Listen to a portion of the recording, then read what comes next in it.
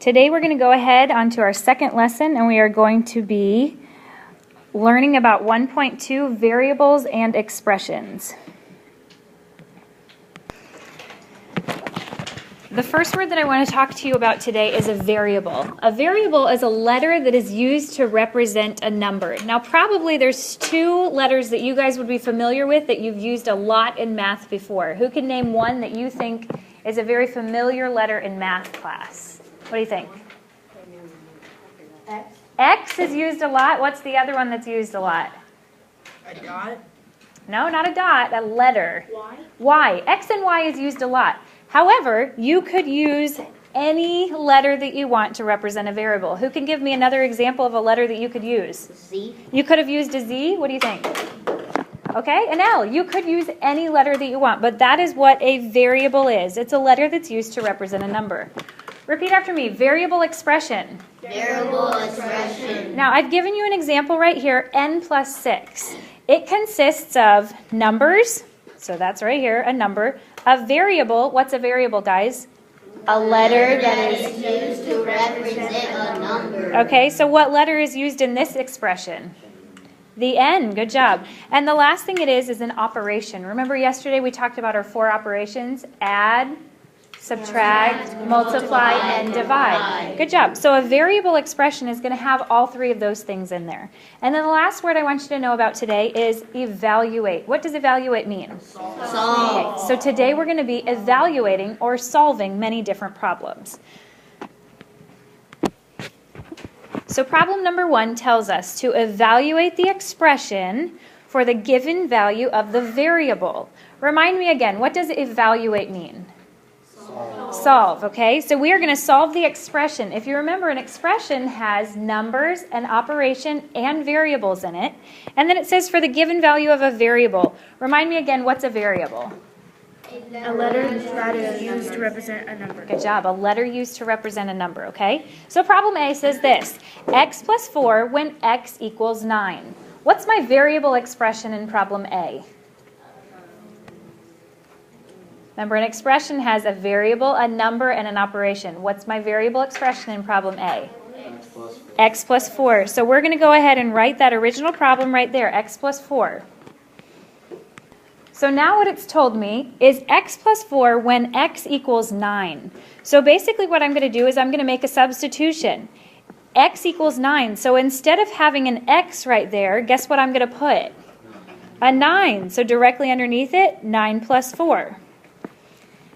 Now for chapter 1, I am perfectly okay with you using your calculators. However, I hope that you guys know this without even needing to use your calculator. What is 9 plus 4? 13. 13. Excellent job. Now, whenever you have a final answer, you've got to make sure you box it in. So go ahead and box in that answer underneath.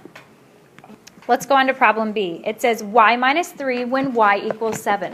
So the first thing we're going to do underneath that is write our variable expression. What is our variable expression? Y minus 3. Y minus 3. Now we're going to make the substitution. Instead of a y, what would my thing say? 7. 7 minus 3. Okay, and what is 7 minus 3, guys? 4. What should I do to my answer? Box it in.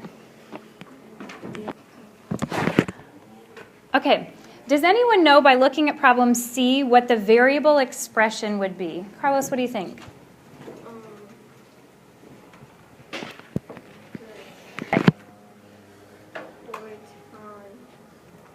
Okay, 4n is the expression that there. But if you notice, I did say there would be an operation. It would say add, subtract, multiply, or divide.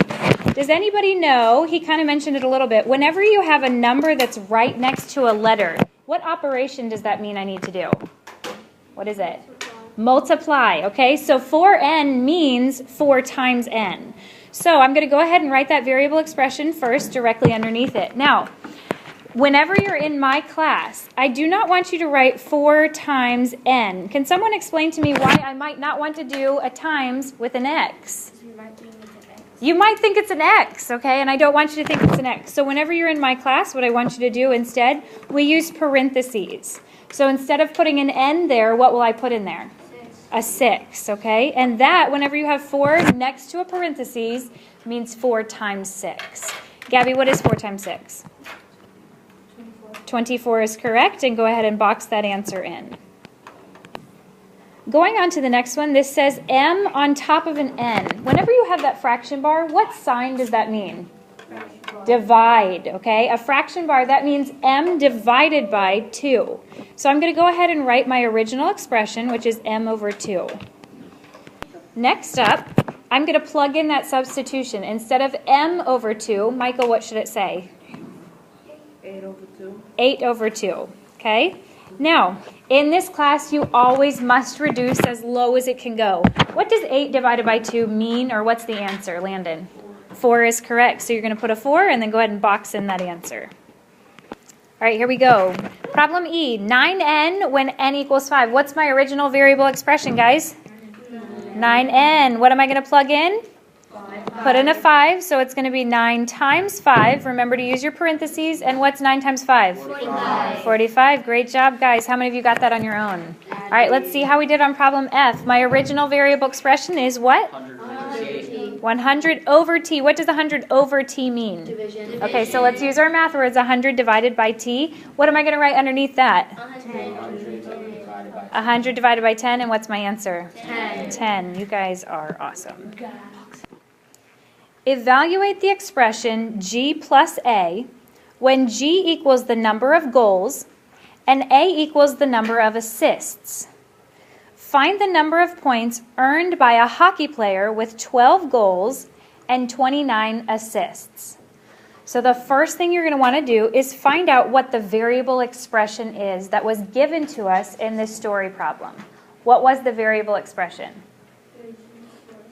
G plus A, okay? So you're simply going to write down G plus A. Now I'm going to make my substitutions. The G tells me it was the goals. How many goals did this hockey player get? 12. All right? Plus, how many assists did this hockey player get? 29. Now, once again, you could do this kind of math in your head. You could work it like scratch paper on the side. But since you're allowed to use a calculator, you're also allowed to use a calculator. So what is 29 plus 12? What is it? 41, okay? Do you think I'm finished? Is 41 the answer? Why do you not think 41 is the answer?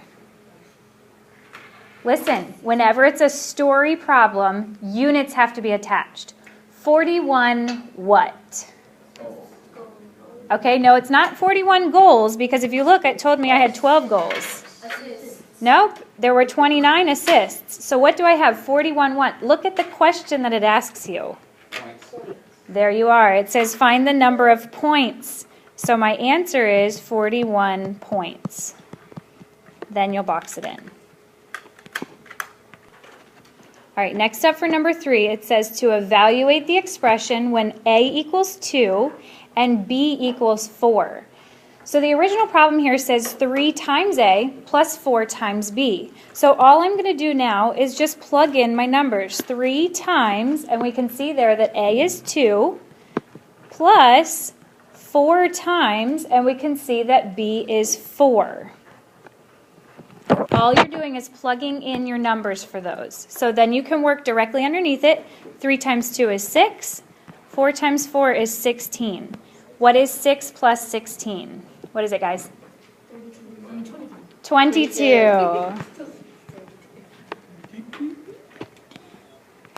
The next one is A over B. What should I plug in instead of A and B?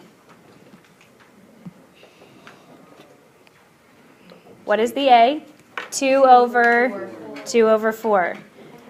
Now, what is 2 over 4, guys? Reduced. 1/2 is correct, so your final answer would be 1/2. Okay? This is everything you need to know for today's lesson 1.2.